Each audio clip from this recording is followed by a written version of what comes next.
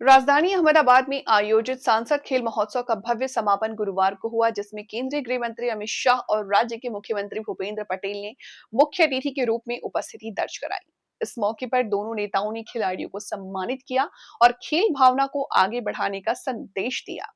सांसद खेल महोत्सव का आयोजन देश भर में युवाओं को खेल गतिविधियों से जोड़ने, उनकी प्रतिभा को पहचान देने और सामुदायिक स्तर पर खेल संस्कृति को मजबूत करने के उद्देश्य से किया जाता है।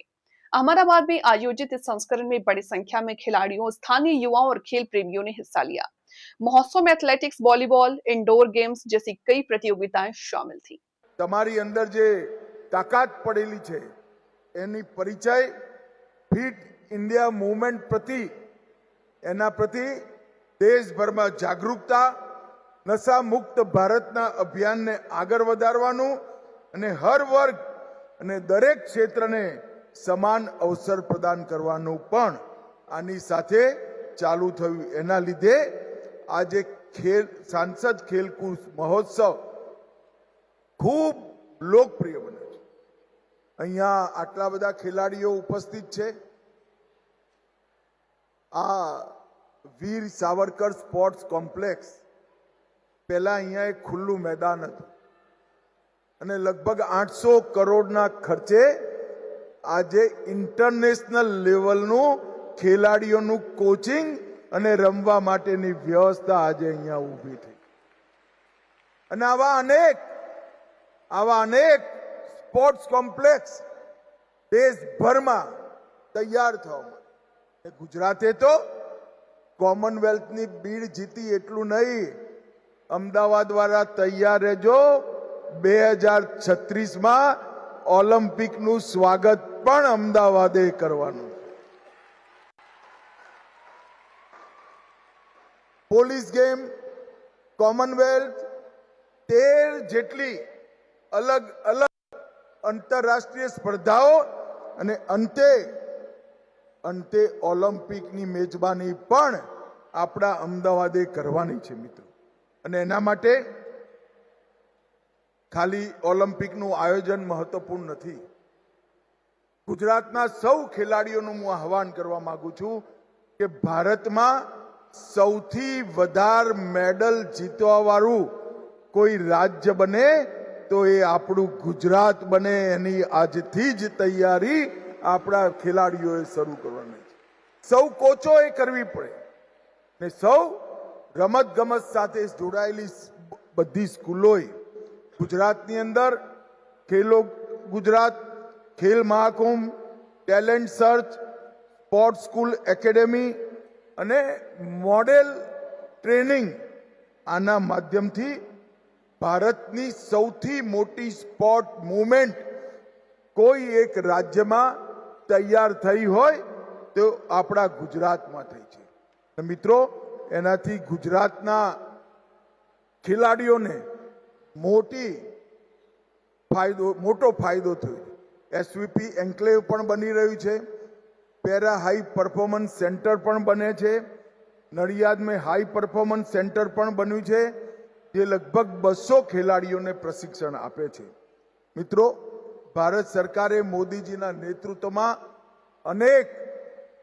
अनेक योजनाओं खेलने आगर वधारवानी आपी अने एना नानकड़ुं उदाहरण छे 2014 में रमत गमत माटे भारत सरकारनुं बजेट हतुं 800 करोड़ अने 2025 में 5 गणुं वधी 800 करोड़ थी 4000 करोड़ सुधी आपणे पहोंच्या छे।